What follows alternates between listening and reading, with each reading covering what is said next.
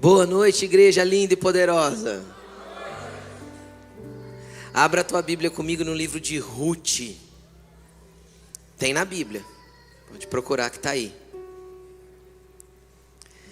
Livro de Ruth no capítulo 1.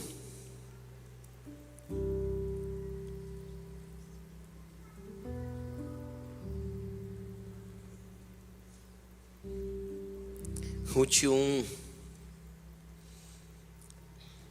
Deixa eu falar algo para você. Preste atenção aqui em mim. É muito comum, né, gente, hoje, não é que é comum, já é mais do que normal pra gente, nós estarmos todos com os celulares na mão durante o culto. Até porque às vezes tua Bíblia tá aí, teu bloco de anotações tá aí. Tem muitas pessoas que usufruem isso tudo, isso é maravilhoso, e nós não vamos andar para trás e falar que isso não é legal. É a realidade dos nossos dias, daqui para frente vai ser assim. O que eu quero falar para você? Para que você não se distraia com o teu celular. Sabe por quê? Porque o semeador saiu a semear. E parte da semente caiu à beira do caminho. E as aves vieram e roubaram. Você sabe o que é essa semente que cai à beira do caminho e as aves vêm e roubam? É aquele que, ouvindo a palavra, não a entende. E por isso não desce ao seu coração. Então o que eu quero dizer com isso? Que todas as vezes que você se distrai e não entende a palavra, não entende aquilo que está sendo pregado, e o inimigo vai roubar a semente que está caindo sobre você, que é uma terra fértil. E isso faz o quê? Faz com que não gere frutos na tua vida. Ou seja, amanhã, quando você acordar de manhã, você não vai nem lembrar o que pregou hoje. Quando chega a terça no Gari, as pessoas, o líder do Gari vai olhar, então, o que mais falou com você na palavra de domingo? Às vezes você fica assim, o que pregou domingo, o que pregou domingo, o que pregou domingo? Aí alguém fala, aí você fala, é verdade. Ou seja, não frutificou nada. Entende? Não gerou fruto algum, foi só uma informação que passou, como mais uma, né? Um outro problema da nossa geração é que nós somos uma geração muito fluida, muito líquida. O que é isso, pastor? É uma geração que tem muita informação, mas pouco dessa informação que recebemos nós processamos. Entende? A informação de ontem para nós, ela já é ultrapassada. Nossa, agora que você ficou sabendo disso? Por quê? Porque nós temos uma velocidade de informação muito grande por causa da internet. Só que nós nos informamos de muito e absorvemos muito pouco. Então a palavra de Deus para você não pode só ser mais uma informação que você recebe no domingo à noite. Ela precisa gerar vida para a tua segunda-feira. Entende? Por isso esteja muito atento. Não deixe que o inimigo roube você por causa das notificações, por causa das mensagens de WhatsApp, ou da tentação de clicar em cima do ícone do Instagram. Entendeu? Então, esteja atento. Em nome de Jesus. Amém? Ruth capítulo 1, versículo 15. Eu vou ler daqui a pouquinho. Eu quero que você acompanhe aqui comigo primeiro. Nós já estamos há 3 semanas falando sobre paternidade geracional. E hoje nós vamos falar sobre a vida de um remidor. E se você está aqui pela primeira vez, deixa eu inteirar você do assunto. Porque senão você vai, às vezes, você vai ficar... não vai compreender completamente aquilo que a gente vem falando. Primeiramente, se você não participou, não assistiu, não pegou as duas primeiras mensagens sobre esse tema, vai lá no YouTube ou abaixa o nosso aplicativo. Lá no aplicativo tem, e assista as mensagens. Eu tenho certeza que vai edificar muito a sua vida. Tenho certeza disso. Mas hoje nós vamos falar a respeito de o que é ser um remidor. E a gente estudou nas últimas 2 semanas, ou ouviu e aprendeu nas duas últimas semanas a respeito da vida de Ló. O quanto ele foi uma pessoa, um filho adotivo para Abraão. O quanto Abraão ensinou ele a levantar altares, ensinou ele a servir a Deus. E que num dado momento Ló escolheu por aquilo que viu. Ou seja, ele deixou os olhos dele e a terra conduzirem os seus passos. E aí a semana passada a gente foi vendo que cada passo que ele dava, ele piorava a situação dele, né? Tipo assim, vem uma situação difícil, ele vai como prisioneiro de guerra, mas ele escolhe voltar para Sodoma. E aí de repente os anjos chegam para tirar, ele hesita em sair, ele foi se aprofundando no erro. E ele não protegeu nem ele, nem a casa dele, nem a sua família, até o ponto dele deixar suas filhas crescerem envolvidas numa cultura completamente deturpada. E aí, quando Ló já era um pouco mais velho, ele foi morar num lugar isolado com as suas 2 filhas.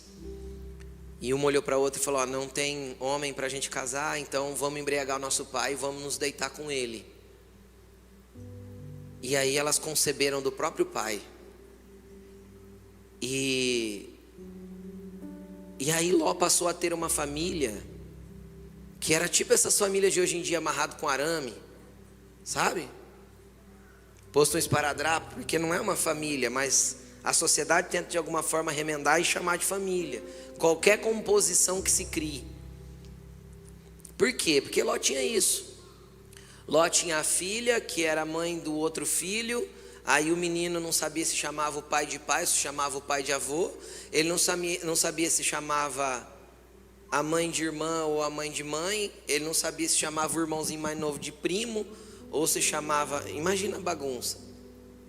Ou seja, isso foi reflexo do lugar que Ló deixou as suas filhas crescerem, e a cultura que ele passou a amar. E aí ele gerou 2 meninos nessa situação. Um chamava Moabe, o outro chamava Amon. Virou 2 povos. E esses 2 povos passaram a ter dois deuses, cada um o seu deus. Moabe tinha um deus chamado Camus, e Amon tinha um deus chamado Moloque. Ambos os deuses aceitavam apenas um tipo de sacrifício: crianças.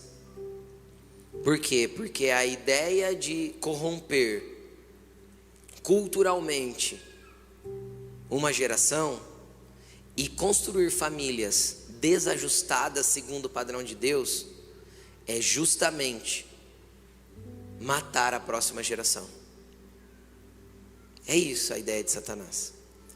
Mas o que eu quero te explicar nessa noite é que tem como você ser um remidor.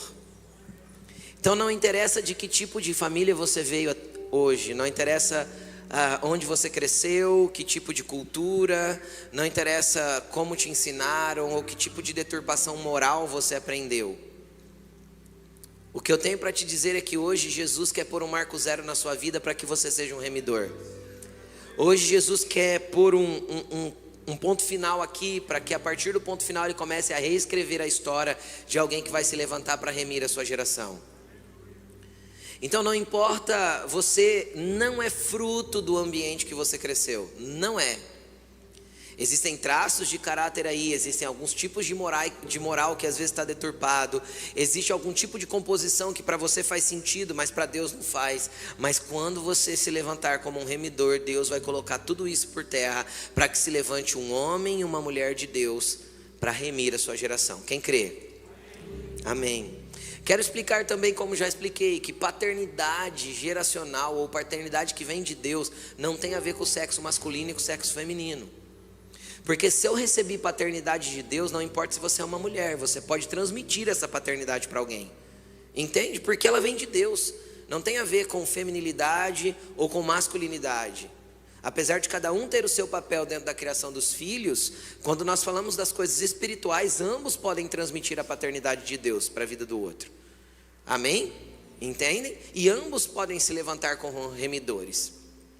E eu quero falar um pouquinho hoje sobre a história de Ruth. Porque na história de Ruth nós vamos ver uma pessoa, um remidor se levantando, uma remidora se levantando. Amém? Vou começar contando para você um pouquinho da história de Ruth. Se você é curioso, e eu acho que você deveria ser, e eu te estimulo a ser curioso essa semana, chega em casa, leia o livro de Ruth. É 4 capítulos, uma sentada de 20 minutinhos você lê ele todo, e você vai entender a história toda. Então seja um curioso, tá bom? Vai lá, vai ler o livro de Ruth. Mas o que acontece? Aconteceu que tinha um homem chamado Aimeleque. Bonito nome, né? Anota aí para você pôr na criança quando ela nascer. Aimeleque. E Aimeleque se casou com uma mulher chamada Noemi. E ele teve 2 filhos, que eu de verdade nem lembro o nome, Quilom e Malom, acho que era, os 2 filhos. Também bons nomes aí você se esquecer, né? Quilion e Malom, isso aí. Ele teve 2 filhos. E houve um momento que houve fome na terra de Israel. E eles então, Aimeleque então pega a sua família para protegê-la da fome, da escassez, e se muda para a terra de Moabe, para a região de Moabe, lá os descendentes de Ló. E ele muda para lá e passa a viver lá. E a Bíblia diz que ele viveu um bom tempo em Moabe. E lá os seus 2 filhos se casaram com mulheres moabitas, ou seja, descendentes de Ló. Moabe tinha o deus Camus. E a Bíblia diz que Aimeleque morreu. A Bíblia não diz como nem porquê, mas diz que ele morreu. E também morreram os seus 2 filhos. Acredito que muito jovens, mas morreram. Então Noemi fica sozinha com as suas 2 noras. E aí ela olha para as 2 e fala assim: olha, vocês são jovens, voltem para a casa dos seus pais, porque pode ser que vocês consigam arrumar outro marido. Eu vou voltar para o meu povo e para a minha terra. Eu vou voltar para a terra de Israel, lá da onde eu saí. Então, eu quero ler com você a partir do verso 15. Vamos lá? Ruth 1, 15. Então Noemi a aconselhou. Na verdade, uma foi embora e Ruth ficou. Ruth era nora de Noemi. Então Noemi a aconselhou: veja, sua cunhada está voltando para o seu povo e para o seu Deus. Volte com ela. Ruth, porém, respondeu: não insistas comigo que te deixe e que não mais te acompanhe. Aonde fores, irei. Aonde ficares, ficarei. O teu povo será o meu povo, o teu Deus será o meu Deus. Onde morreres, morrerei, e ali serei sepultada. Que o Senhor me castigue com todo rigor, se outra coisa senão a morte me separar de ti. Eu já vi pessoas usando essa frase, esse texto, para ser uma declaração de amor, né? Da sogra, da nora para a sogra. Era uma declaração de amor da nora para a sogra. Mas o que é interessante aqui em Ruth? O que é bonito de ver? Que aqui começa a se levantar uma remidora. A orientação de Noemi foi: volta para o seu povo, volta para os seus pais e volta para o seu Deus. Volta para os seus costumes. Volta para a cultura de Sodoma que vocês herdaram lá de trás. Volta para os costumes de Moabe, para a estrutura moabita. Cara, Ruth decide não voltar. O que eu percebo aqui? Primeiro, ela resolveu romper de uma vez por todas com tudo aquilo que era a cultura que ela via dentro do povo moabita. Ou seja, ela teve que ter um posicionamento que era completamente oposto às realidades daquilo que os olhos viam. Completamente oposto ao seu antepassado Ló, que escolheu conforme olhou e viu as campinas do Jordão, o lugar mais bem irrigado, o lugar onde tinha mais pasto. Ela não. Ela olha para Noemi, ela não vê perspectiva nenhuma. Ela olha para Noemi, ela não vê nenhum tipo de benefício em estar com Noemi. Noemi agora não tinha nada para oferecer para ela. Nada. Logo mais abaixo nós vamos ver Noemi ainda dizer assim, ou um pouco acima acho que é. Noemi vai dizer assim, voltem para os pais de vocês. Por quê? Porque mesmo que eu pudesse ter filhos ainda para que vocês se casassem, não daria até eles crescerem. Tipo, para que vocês vão ficar comigo? O que eu vejo aqui? Qual que é o primeiro posicionamento de um remidor? É olhar fora da perspectiva daquilo que a terra tem para oferecer. Não tem a ver com o que os seus olhos estão vendo, tem a ver com aquilo que você crê. Não tem a ver com aquilo que a terra tem para te oferecer. Noemi não tinha exatamente nada para oferecer para Ruth. Noemi não tinha nenhum benefício para dar para ela. Elas iam se empenhar numa viagem onde era extremamente perigoso, 2 mulheres viajando sozinhas. Não se fazia isso naquele tempo. Elas podiam voltar para Israel e não serem aceitas lá no meio, principalmente porque era uma estrangeira, era uma moabita no meio do povo de Israel. Ela poderia ser rejeitada, ela poderia não ser aceita, ela poderia nunca mais se casar.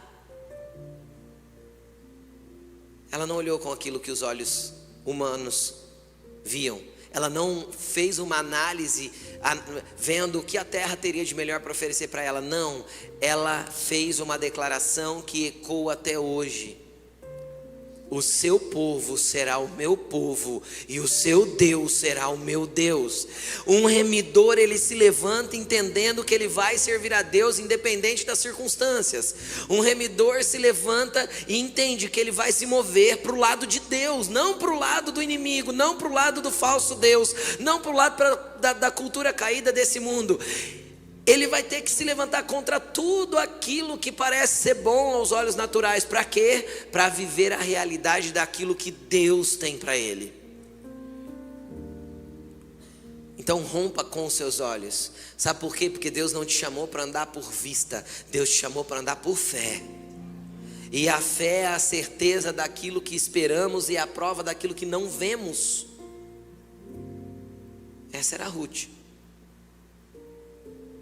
Noemi falou: tá bom, já que eu não vou te convencer ao contrário, vamos embora. E elas foram. E elas chegaram lá em Israel, na região onde Noemi morava anteriormente. E eu quero ler com você o capítulo 2, versículo 1.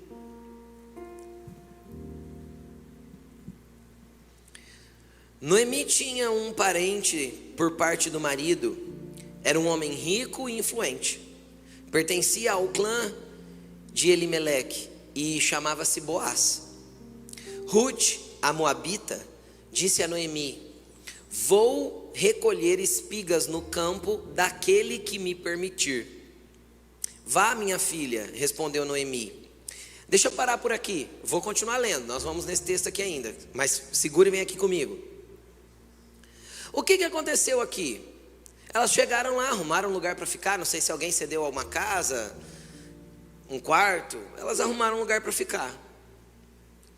Primeiro dia lá que elas estavam lá, Ruth olhou para Noemi e falou assim: eu vou trabalhar, vou arrumar uma colheita para que eu possa ir atrás dos ceifeiros. O que é isso? Deixa eu explicar para você o contexto do tempo, a lei da época. Quando um homem tinha uma plantação, uma família tinha uma plantação, existiam algumas leis na hora da colheita. Primeiro, todas as beiradas da colheita era para o pobre e para o necessitado. Sabe aquela que você planta na margem assim? Sabe igual antigamente, você é crente, não faz isso, mas que você pulava a cerca na beira da rodovia para pegar umas laranjas da lavoura do outro? Isso é roubo. Porque tem a cerca, aquilo delimita uma área privada, dali para dentro pertence a alguém. Então se você pega é roubo, tudo bem? Porque não tem a lei da beirada aqui no Brasil, tá? Lá em Israel tinha. Então tudo que ficava naquela borda da lavoura era para o pobre e para o necessitado. Eles podiam pegar. Depois tinha uma segunda coisa, havia uma ordem de Deus, isso era tudo lei divina, Deus tinha dado essa lei através de Moisés, que quando os ceifeiros passassem por uma lavoura, não era para colher todos os frutos, era sempre para deixar um pouco, para que os pobres e os necessitados viessem atrás, pegando dessa sobra. Por último, ainda nessa área da colheita, havia uma lei de que tudo aquilo que o ceifeiro deixasse cair no chão, sem querer, ele estava colhendo, foi pôr no saco ali, puf, caiu no chão. Não era para pegar. Era para deixar para o pobre e para o necessitado.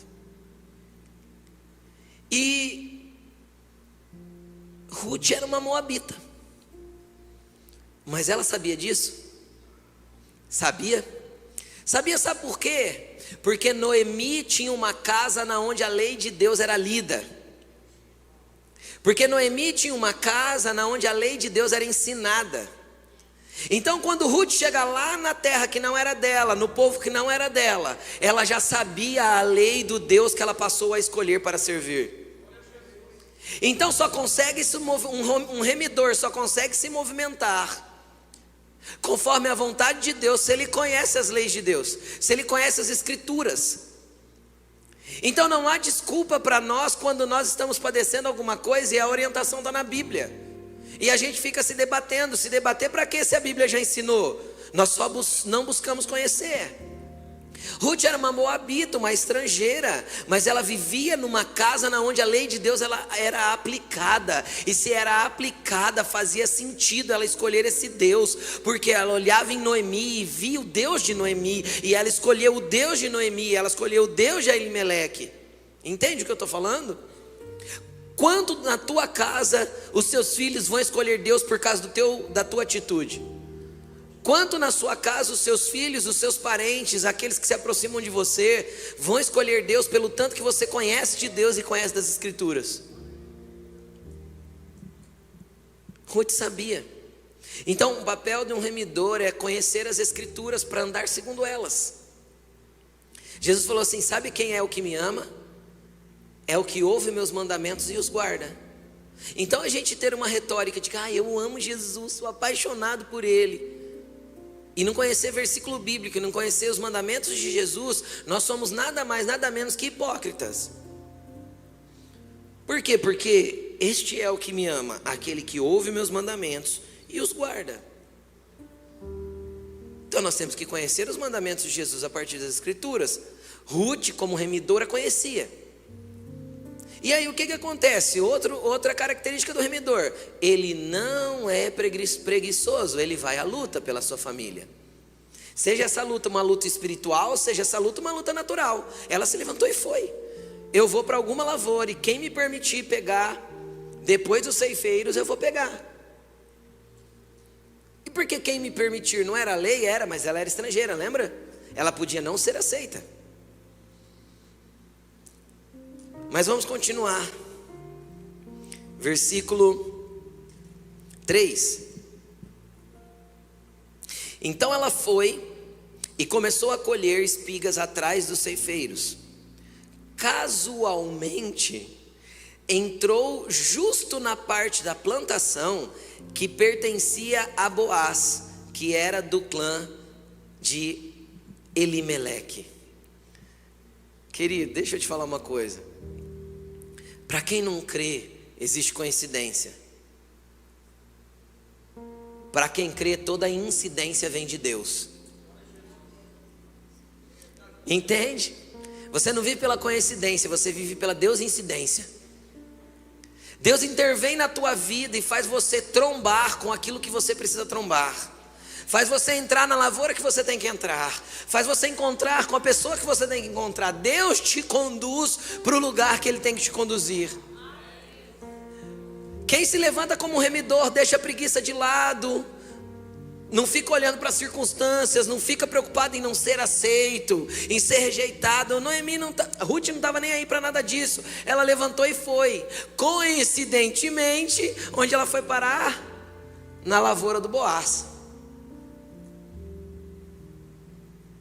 Na lavoura do Boaz.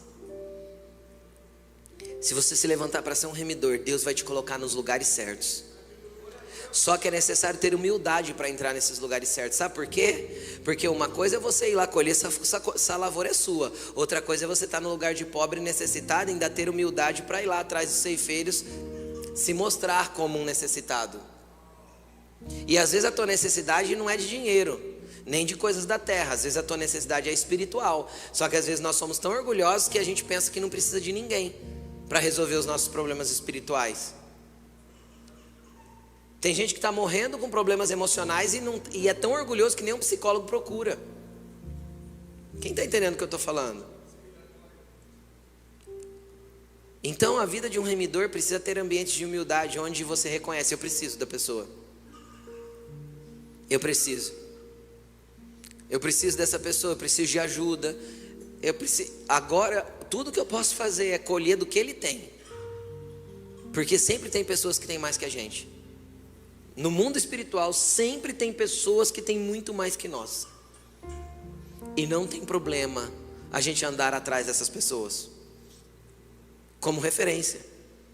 Vai na frente, o que cair de você, se sobrar para mim, está maravilhoso. Ah, pastor, eu não acho que é assim. Certa vez uma mulher chegou em Jesus e ela era cirofenícia.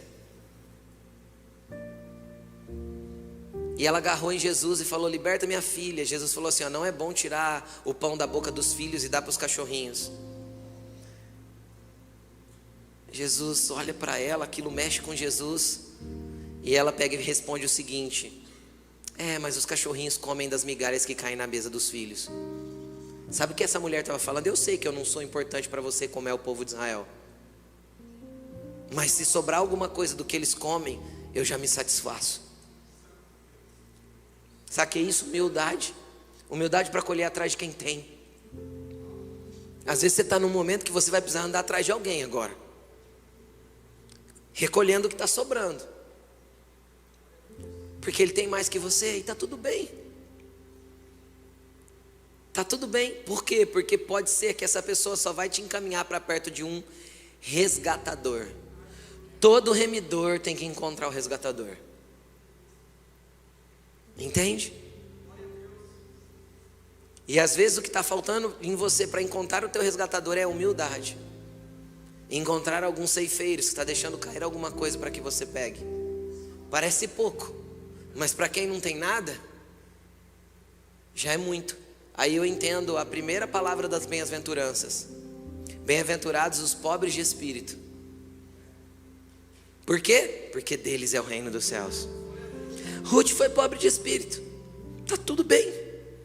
Essa é a minha situação hoje. Vou pegar do que está sobrando aqui, do que está caindo, vou pegar do chão, mas não vou deixar de ir atrás. Não vou deixar de me levantar. Não vou me importar se eu vou ser rejeitado ou aceita. Eu vou fazer. Vamos continuar? Versículo 4. 2:4. Naquele exato momento, Boaz chegou de Belém e saudou os ceifeiros: o Senhor esteja com vocês. E eles responderam: o Senhor te abençoe. Boaz perguntou ao capataz dos ceifeiros: a quem pertence aquela moça? O capataz respondeu: é uma moabita que voltou de Moabe com Noemi. Ela me pediu que deixasse recolher e juntar espigas entre os feixes e após os ceifeiros. Ela chegou cedo, está em pé até agora, só sentou um pouco no abrigo. Disse então Boaz a Ruth. Ele chamou Ruth para conversar e falou para ela: ouça bem, minha filha, não vá colher em outra lavoura, nem se afaste daqui. Fique com as minhas servas. Preste atenção onde os homens estão ceifando e vá atrás das moças que vão colher. Darei ordem aos rapazes que não toquem em você. E quando tiver sede, beba da água dos potes que os rapazes encheram.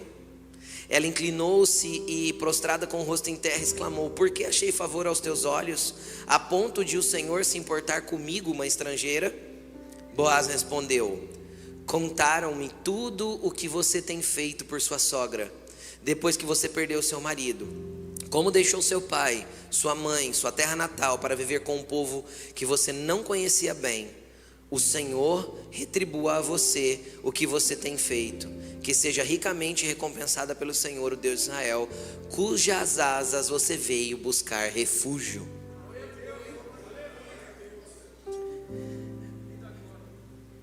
Ela saiu aleatoriamente e ela encontrou um parente de Noemi que já sabia da história.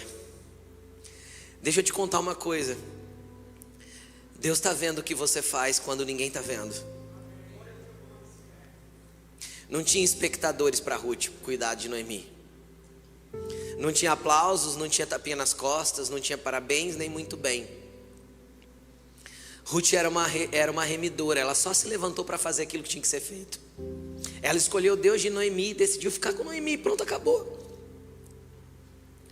Sabe onde eu vejo isso na Bíblia? Atos capítulo 10 fala de um homem chamado Cornélio. Ele era um centurião. Um centurião era um agente romano que dava ordens e cuidava de 100 soldados romanos. Normalmente eles eram colocados em uma cidade para tomar conta da cidade. Era como se fosse o cara que cuidava de toda a parte legal ali, de leis e ordem da cidade, era o centurião que cuidava. Cornélio era um homem desses. E ele podia dar ordem para matar, para prender, para fazer o que ele quisesse com qualquer pessoa, entende? O centurião tinha esse poder numa cidade. Porém a Bíblia vai dizer o seguinte: Cornélio era um homem justo e íntegro, que dava esmola aos pobres e que fazia constantes orações a Deus e abençoava as pessoas.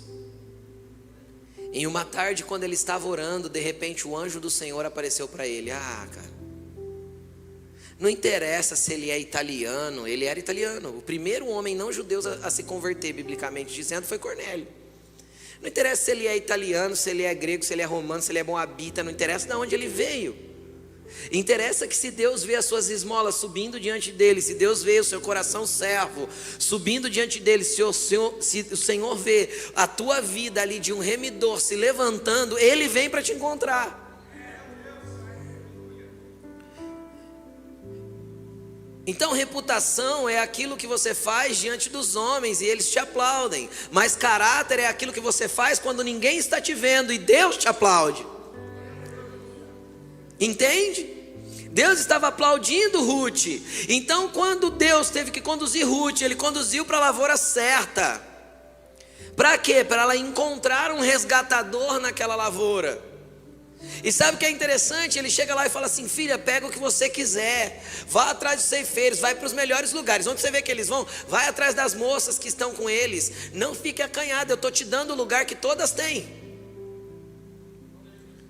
E quero te falar mais uma: não precisa ir no poço pegar a tua água, pode beber da água que os próprios moços encheram.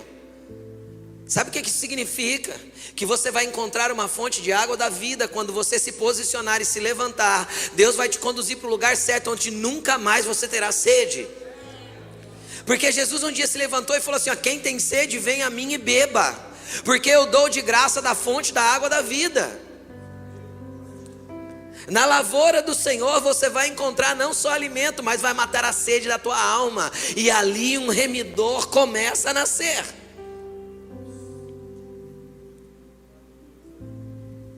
Ruth foi fazendo, e as coisas foram acontecendo. Aí vamos contar a história de quando ela volta para casa, capítulo 2, versículo 19. Ela volta para casa no final da tarde. Ela levou embora nada mais, nada menos que uma arroba de cevada para casa, ou seja, o problema da escassez tinha acabado. Quando você encontra Deus, querido, e quando você deixa Ele te conduzir para o lugar que Ele tem para te conduzir, não tem escassez que permanece, não tem sede que fica, não tem fome que permanece. Ele é o teu Senhor, o teu provedor. Ela só escolheu Ele. Ela escolheu Deus e permaneceu com Deus. Ela trocou o Camus. Ela quis o Senhor. Ela trocou a cultura de Moabe. Ela quis a cultura do povo de Deus. É uma escolha. A sogra lhe perguntou: onde você colheu hoje? Onde você trabalhou? Bendito seja aquele que se importou com você. Porque ela falou assim, ela viu o tamanho do saco que ela trouxe para casa de grãos. Então Ruth contou à sogra com quem tinha trabalhado: o nome do homem com quem trabalhei hoje é Boaz. Noemi exclamou: seja ele abençoado pelo Senhor, e que pelo Senhor, que não deixa de ser leal e bondoso com os vivos e com os mortos. E acrescentou: aquele homem é nosso parente, é um dos nossos resgatadores. Todo remidor, Deus vai conduzir para encontrar o resgatador. Porque eu não levanto para ser um remedor por mim mesmo. Alguém precisa me resgatar. Um dia, alguém morreu na cruz para ser o meu resgatador e o seu resgatador. Você só precisa se deixar ser resgatado. Você precisa se deixar ser resgatado. Agora, como eu vou ser resgatado, pastor? Ruth capítulo 3, versículo 6. Então ela desceu para a eira e fez tudo o que a sua sogra tinha recomendado. Então deixa eu te contar aqui o que aconteceu. Passado alguns dias, não foi no mesmo dia, mas passado alguns dias, Ruth estava lá, indo lá para a roça lá, né, do Boaz. Quando Ruth chega em casa, a sogra fala assim para ela: toma um banho, põe a sua melhor roupa, está escrito, se perfuma, volta lá para a eira. Eira era o lugar onde jogava os grãos, né? Fica de longe, não deixa ninguém te ver. Por quê? Porque não era lugar para mulher à noite. Quando você fica de olho em Boaz, onde você vê que ele deitar, você vai lá, descobre os pés dele e deita nos pés dele. E aí ele vai te dizer o que você tem que fazer. Vamos ler o texto, ó. Então ela desceu para a eira e fez tudo o que a sua sogra lhe tinha recomendado. Quando Boaz terminou de comer e beber e ficou alegre e foi deitar-se perto do monte de grãos, Ruth aproximou-se sem ser notada, descobriu os pés dele e deitou-se. No meio da noite, o homem acordou de repente. Ele se virou e assustou-se ao ver uma mulher deitada aos seus pés. Quem é você? Perguntou ele. Sou sua serva Ruth, disse ela. Estenda a sua capa sobre a sua serva, pois o Senhor é resgatador. Querido, deixa eu te explicar uma coisa. Quando a gente conhece e passa a saber quem é nosso resgatador, não adianta a gente ficar preso àquilo que ele já fez por nós. Boaz já tinha matado a fome de Ruth. Boaz já tinha matado a sede de Ruth. Boaz já tinha abençoado Ruth. Ela já tinha bênçãos materiais para estar satisfeita. Sim ou não? Sim, só que a salvação que Jesus conquistou na cruz para nós não é apenas para você entrar, para ficar sendo abençoado nas coisas que a terra pode te dar, só apenas nas coisas que você precisa aqui. O Senhor quer que você vá um passo além, você conhecer um resgatador. Então não tem a ver com o que Ele pode te dar, com as bênçãos que Ele pode dar para a sua vida, ou com os tipos de promessas que você pode fazer para receber uma dádiva. Não tem a ver só com as coisas da terra, tem a ver com você ir mais fundo e se prostrar aos pés dele, limpo e perfumado. Sabe o que é isso? Longe do pecado, abandonado da tua velha vida, sabe? E deitar ali nos pés dele e falar: Jesus, eu fico aqui até que o Senhor me resgate por completo, até que a minha vida não seja mais minha, mas eu pertença a você por completo. Então nós temos que entender que a vida de um remidor é ir para os pés do resgatador. Quando Boaz acordou, ele assustou, lógico. É óbvio. Quem é você? Estava escuro, né? Ela fala: eu sou Ruth. Aí ela estende a sua capa sobre mim. Você é meu resgatador. Sabe o que significa a capa? A capa tinha 2 simbolismos bíblicos. A capa era a identidade e a autoridade de um homem. Quanto mais rico ele era, mais elaborada a capa dele era, e mais autoridade ele mostrava no meio do povo. Segundo ponto que a capa traz: cobertura e proteção. Por quê? Porque nos dias de frio, e lá faz muito frio na época do inverno, era o que cobria ele. Ele tinha as roupas de baixo, ele usava uma capa. Inclusive, normalmente o homem dormia com a sua própria capa. Era tipo já o cobertor também. Então simboliza proteção e autoridade. Sabe o que ela falou para o seu resgatador? Não me basta apenas ter a fome saciada, não me basta apenas ter a sede saciada. Eu quero a sua proteção e a sua autoridade sobre a minha vida. Eu quero a sua proteção e a sua autoridade sobre a minha vida. Quando foi a última vez que você foi para os pés de Jesus para não buscar nada da terra, apenas para encontrar um resgate, para que Ele colocasse sobre você a autoridade dEle, o poder dEle, a proteção dEle? Qual foi a última vez que você foi para os pés do seu resgatador para pedir nada mais, nada menos do que Ele? Quando ele levanta, sabe o que ele diz para ela?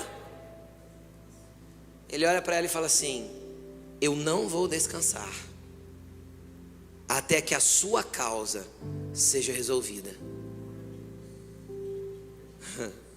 Quem aqui já pegou a causa, entregou para Deus e tomou de volta? Deixa eu te contar uma coisa, o teu resgatador não descansa enquanto a tua causa não estiver resolvida. Só que você precisa deixar com ele. Ruth teve que voltar para casa com Noemi, sem saber o que ia acontecer, sem saber como que a situação ia ficar. Por quê? Porque aqui era uma questão legal. Vou explicar agora a legalidade da questão. Essa lei a Noemi conhecia, a Ruth não. Ela tinha uma casa que conhecia o entendimento. O que era a lei? Todo israelita tinha uma herança. E isso era tão sério que a cada 50 anos... Quem já ouviu falar no ano do jubileu? O que era o ano do jubileu? A cada 50 anos, todo mundo tinha que... Ele podia ter vendido a herança, perdido a herança, a terra. Ele podia ter... O que acontecesse? Ele podia ter se vendido como escravo. Eu podia ter ficado tão pobre que eu cheguei em alguém mais rico e falei: cara, me compra, eu não tenho condição de me manter. Nem a mim, nem a minha família. Eu quero ser teu escravo daqui para frente. No ano do jubileu, tudo voltava ao zero. Ele recebia a terra de volta, a liberdade de volta, a família de volta, tudo de volta. Propriedade, tudo de volta. E Aimeleque tinha uma porção de terra antes de sair da terra. E ele largou. Quando era abandonado, uma pessoa podia entrar e tomar posse. Aimeleque saiu e largou a terra. Como Aimeleque morreu e os 2 filhos morreram, as mulheres não tinham esse direito de ir lá requerer a terra da família. Então o que ela precisava? De um resgatador. O que era o resgatador? O resgatador, naturalmente dizendo, era quem tinha direito de comprar e requerer a terra da família de volta. Quando Boaz falou com Ruth, ele falou assim: olha, eu sou resgatador, porém eu não sou o primeiro da fila. Tem um outro parente mais próximo de vocês que ele tem direito primeiro do que eu. Só que quem resgatasse as terras também teria, indiscutivelmente, que cuidar dessas 2 mulheres viúvas até o fim da vida delas. Entende? Teria que dar alimento, teria que sustentá-las, cuidar delas dentro da propriedade que era delas até o fim da vida. E aí Aimeleque fala: ó, eu não vou descansar até que a sua causa esteja resolvida. Boaz, esse daí. Eu não vou descansar até que a sua causa esteja resolvida. E ele foi para a porta da cidade. E ele encontrou o outro resgatador, o outro parente. Ele falou: ó, tem as terras lá do Aimeleque e tal. Ele falou: não, eu compro. O outro falou: eu fico. Então, só tem um detalhe: você tem que assumir 2 mulheres. Aí o outro falou: não, eu não posso fazer isso, não dá para mim. Aí ele falou: então deixa comigo. E Boaz assumiu Noemi e Ruth. Tinha um monte de gente que não te queria, e ainda tem. Mas tem alguém que decidiu pagar o preço da vida dele para te resgatar.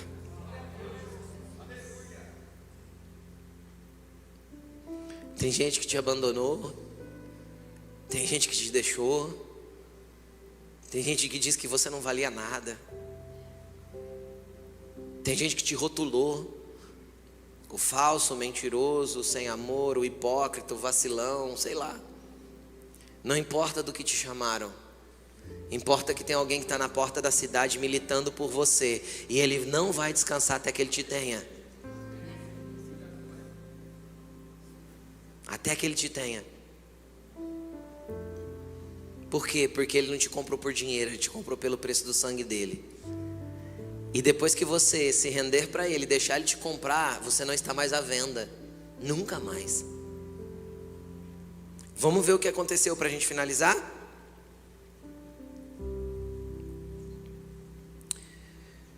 Ruth capítulo 4, versículo 13.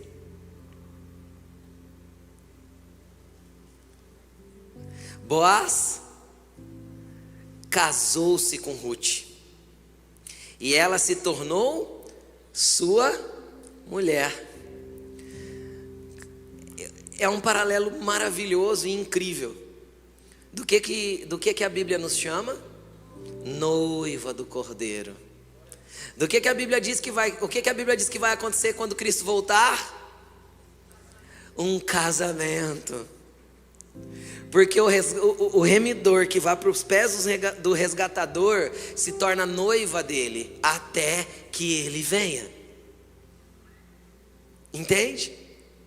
Você passa a ser dele. E aí eu vou te falar, vai um pouco a mais. Boaz a possuiu e o Senhor concebeu que ela engravidasse e desse à luz um filho. Deixa eu te falar uma coisa, se você for para os pés do teu resgatador, é impossível que ele não venha gerar coisas dentro de você, para que você dê à luz ainda neste tempo, de algo poderoso e grandioso que ele quer fazer através da tua vida. Às vezes você hoje está na condição de estar ali na lavoura pegando o que comer espiritualmente dizendo, porque você está se sentindo escasso. Mas eu vou te falar, continua, se limpa, se perfuma, vai para os pés dele, porque um dia ele vai implantar dentro de você algo tão poderoso, você vai engravidar de Deus. E um dia você vai dar a luz e as pessoas vão olhar e vão falar: uau, mas como pôde essa pessoa fazer tudo isso para Deus? Como pôde essa pessoa abençoar tanta gente? Como pôde essa pessoa resgatar tantos Lós? Aí você vai dizer assim: eu estou grávido do meu resgatador, estou gerando algo para ele aqui dentro no espírito, que quando nascer as pessoas não vão entender, querido. Tem pessoas que carregam promessas aqui que muita gente nem entende o tamanho dessas promessas, e que se você conta para os outros te chamam de orgulhoso, de hipócrita, de tonto, de sei lá, de tudo quanto é coisa. Não importa o que digam, importa o tamanho do Deus que plantou dentro de você uma semente que vai brotar ali na frente. É só você continuar acreditando, é só você continuar em intimidade com Ele. Só gera para Deus quem tem intimidade com Deus. Só gera para Deus quem tem relacionamento com Ele, do contrário não gera. Sabe por quê? Porque gravidez é a manifestação pública daquilo que foi gerado no secreto. E ninguém consegue esconder. Não é? Não tem quem consegue esconder uma gravidez. Vai crescer a barriga, vai gerar desconforto. Sim ou não? Cadê as mulheres que já ficaram grávidas? Incômodo, vai te atrapalhar a dormir algumas noites, vai fazer você ir no banheiro de 15 em 15 minutos. Então o que Deus vai gerar dentro de você às vezes vai incomodar um pouco, mas aquilo vai dar a luz em algo tão poderoso para Ele. Você só não pode se conformar com uma vida comum, porque se você quer viver uma vida comum, você está na religião errada. Não dá para ser crente e ter uma vida comum, porque não dá para se relacionar com o Rei do Universo, o teu resgatador, e se achar que você vai ficar igual. Não dá, não tem como. Ele vai mexer com você, Ele vai plantar coisas dentro de você, Ele vai mexer com as suas estruturas, Ele vai te arrancar da situação que você está, Ele vai te trazer para perto dEle, e Ele vai te chamar de minha noiva. E aí Ruth engravida e tem um filho. E as mulheres disseram a Noemi: o que isso significa? As pessoas vão ver que Deus está fazendo, e não vão entender, e vão celebrar com você, e alguns vão ficar de bico, e está tudo bem. As mulheres disseram a Noemi: louvado seja o Senhor, que hoje não a deixou sem resgatador, que o seu nome seja celebrado em Israel. O menino dará a você uma nova vida e a sustentará na velhice, pois é filho da sua nora, que a ama e que é melhor do que 7 filhos para você. Noemi pôs o menino no colo e passou a cuidar dele. Eu quero recapitular uma coisa com você. Antes de Ruth escolher o Deus de Noemi, antes de Ruth escolher ser uma remidora, ela era uma moabita. Sim? O que os cidadãos de Moabe faziam com seus filhos primogênitos? Sacrificavam para Camus. Dentro do aspecto natural, o caminho do primeiro filho de Noemi, de Ruth quer dizer, era morrer no altar de Camus. Mas agora ela já não servia a cultura desse mundo. Agora ela já não servia mais a estrutura babilônica. Agora a cultura de Moabe não tinha mais poder sobre ela. Agora a influência deste mundo não tinha mais autoridade sobre a sua casa. Agora ela entrega o filho no colo da sua sogra, que adora a Deus pela presença desse menino, e esse menino é consagrado ao Senhor. Agora esse menino tem a oportunidade de viver algo novo em Deus. Agora esse menino tem a oportunidade de gerar algo poderoso para Deus. E não parou por aí, deixa eu ler mais uma coisa com você. Versículo 17: as mulheres da vizinhança celebraram o seu nome e disseram: Noemi tem um filho, e lhe deram o nome de Obed. Este foi pai de Jessé, pai de Davi. Deixa eu te explicar uma coisa: um remidor vai gerar reis e rainhas para mudar a história de um povo. Um remidor vai gerar coisas que as pessoas não vão acreditar. Ruth é bisavó do rei Davi, cara. Ruth, abre Mateus capítulo 1 e lê. O nome dela está lá na descendência de Jesus. A Moabita, a descendente de Ló, a torta rejeitada, largada para lá, que tinha uma cultura toda torta. Ela está lá em Mateus capítulo 1, o nome dela está lá, como uma remidora da sua geração. Agora você sabe por que Boaz foi lá resgatar ela? Porque ele teve misericórdia. Ah, porque era lei, pastor. Ele poderia não fazer, como o outro não fez. Porque a mãe de Boaz era Raabe, a prostituta de Jericó, que morava em cima do muro e que acolheu 2 israelitas para ter uma noite de prazer com eles. Mas aqueles homens não buscaram prazer na Raabe. Aqueles 2 homens deram destino para ela.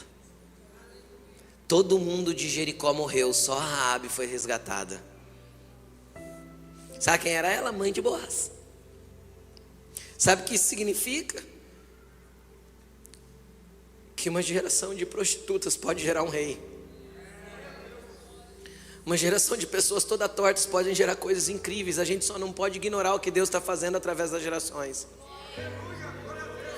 A gente tem que entender o que a gente está plantando hoje, e a humildade que a gente está tendo hoje, as lavouras que a gente está entrando hoje, vai gerar consequências para sempre na nossa linhagem geracional. Deus é o Deus de Abraão, Isaac e Jacó. O que você está plantando hoje não é inútil, a tua oração não é inútil. Se os seus filhos estão perdidos, querido, deixa eu te falar, continua orando, Deus vai resgatá-los. Seja um remidor, levante, porque você vai encontrar um resgatador misericordioso. Está lá, lê Mateus capítulo 1. O filho da prostituta casa com uma moabita. Meu Deus do céu, como isso pode ser a ascendência de Jesus? Tinha tudo para dar errado. Você consegue entender o que eu estou falando? Você pode ler Mateus capítulo 1, você vai perceber que ali só cita 4 mulheres. O resto é tudo homem. Mateus capítulo 1 é as 4 bagunçadas. Sabe por que sabe por que Mateus faz questão de citar essas 4 bagunçadas? Para mostrar que não existe genealogia perfeita, mas que existe remissão para qualquer história. Existe remissão para qualquer história, existe resgate para qualquer vida torta. Para qualquer um há resgate. Não interessa de onde você veio, o que você viveu, tem um resgatador te esperando na porta da cidade, de braços abertos. De braços abertos para te pegar de volta. Não interessa se você foi abusado emocionalmente, fisicamente, sexualmente, não interessa. Jesus está aqui para te resgatar e resgatar a sua descendência. Você só precisa se posicionar como Ruth. Deixa Moabe para trás, deixa Camus para trás, deixa a escultura desse mundo para trás, deixa a tua velha vida, se perfuma, se limpa, vai para os pés do teu resgatador, porque a partir de hoje Ele coloca um marco zero na tua vida para reescrever a história sua e dos seus. Coloque-se de pé.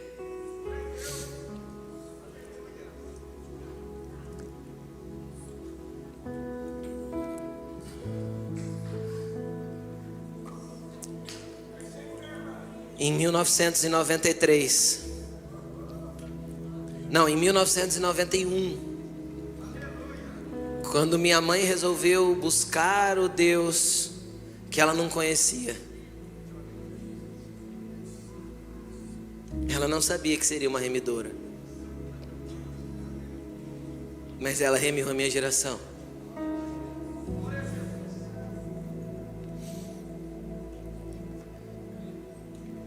Minha mãe nunca quis ter filho pastor. Ela só foi. Meu pai foi, eu fui, meu irmão foi. E assim vai. E agora meus filhos estão indo. E as coisas vão acontecendo. E Jesus vai fazendo. Deixa Deus te resgatar. Só se levante e vai para o lugar certo, sabe? Chega de ficar titubeando entre a igreja e o mundo. Chega de ficar titubeando entre eu acho isso, eu acho aquilo. Chega. Faz um pacto com Deus. Jesus, para onde o Senhor me levar, eu durmo onde precisar, eu deito onde precisar, eu vivo onde precisar, eu morro onde tiver que morrer, mas eu não vou te largar.